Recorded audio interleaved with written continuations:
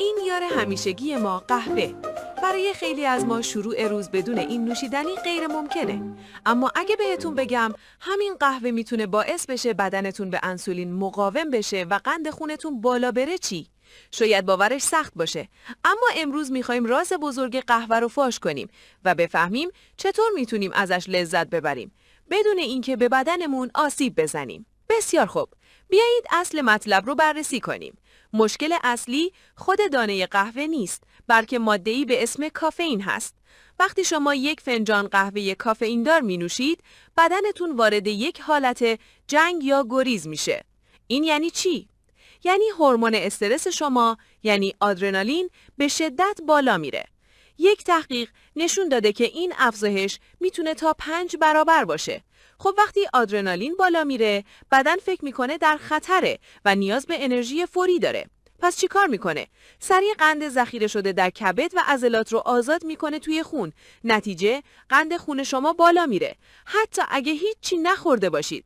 اینجاست که قضیه جالب میشه. همزمان که قند خونتون بالا رفته، کافئین یک کار دیگه هم میکنه. سلولهای شما رو به طور موقت نسبت به انسولین مقاوم میکنه. یک مطالعه در جورنال دیابتیس کیر نشون داده که حساسیت به انسولین تا 15% کاهش پیدا میکنه. فکر کنید انسولین کلیدیه که در سلول رو باز میکنه تا قند وارد بشه. کافئین میاد و موقتاً قفل در رو دستکاری میکنه. اینطوری قند توی خون میمونه تا به عنوان انرژی فوری سوزونده بشه. این همون دلیلیه که بعد از قهوه احساس انرژی میکنید. تا اینجا شاید بگید خب این که خوبه، انرژی میگیریم. اما یک اشتباه بزرگ وجود داره که تقریباً همه ما انجامش میدیم. خوردن قهوه با کربوهیدرات. تصور کنید شما برای صبحانه یک شیرینی، نان توست یا هر چیز شیرین دیگه‌ای میخورید. قند خون شما به خاطر اون کربوهیدرات همین الانش هم بالاست. حالا یک فنجان قهوه هم بهش اضافه میکنید. کافئین میاد و دستور آزادسازی قند بیشتری رو صادر میکنه. نتیجه یک انفجار قند خون در بدنه. و بعدش چی میشه؟ بدن برای کنترل این وضعیت انسولین زیادی ترشح میکنه و شما دچار یک افت شدید قند خون یا کرش میشید.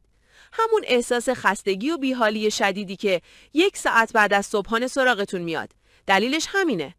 اما صبر کنید، قهوه یک روی دیگه هم داره. قهرمان داستان ما قهوه بدون کافئینه. دانشمندان فهمیدن که ترکیبات فوق‌العاده‌ای به اسم پلیفنول ها در قهوه وجود داره که برای کنترل قند خون عالی هن. در یک تحقیق جالب روی موشها بهشون پلیفنول های استخراج شده از قهوه رو دادن و بعدش یک وعده کربوهیدرات. نتیجه شگفت انگیز بود. الف، سطح قند خونشون به طور قابل توجهی پایین تر بود و مهمتر از اون سطح انسولینشون هم پایین تر بود. این یعنی پلیفنول ها به بدن کمک میکنن تا با انسولین کمتر قند خون رو بهتر مدیریت کنن. در واقع کافئین در قهوه معمولی جلوی عملکرد مثبت این پلیفنول ها رو میگیره.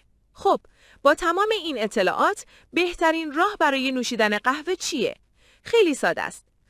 زمانبندی هوشمندانه. قهوه کافئین دار خودتون رو زمانی بنوشید که انسولین پایینه. بهترین زمانها صبح ناشتا یا دقیقاً قبل از ورزش. اینطوری بدنتون از اون انرژی برای چربی سازی استفاده میکنه. هرگز با کربوهیدرات نه.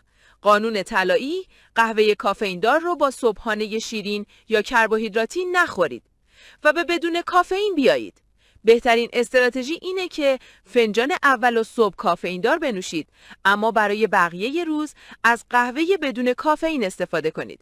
اینطوری هم انرژی اول صبح رو دارید و هم از مزایای پلیفنول ها در طول روز بهره مند میشید. پس دیدید قهوه دشمن ما نیست، فقط باید یاد بگیریم چطور هوشمندانه ازش استفاده کنیم. کافئین میتونه یک شمشیر 2 لبه باشه، اما پلیفنول های خود قهوه برای ما مفید هستن. امیدوارم این ویدیو براتون مفید بوده باشه. شما چطور قهوه می نوشید؟ در کامنت ها برام بنویسید. یادتون نره ویدیو رو لایک کنید. کانال رو سابسکرایب کنید و زنگوله رو هم بزنید تا ویدیوهای بعدی رو از دست ندید. تا ویدیوی بعدی سالم و پر انرژی باشید.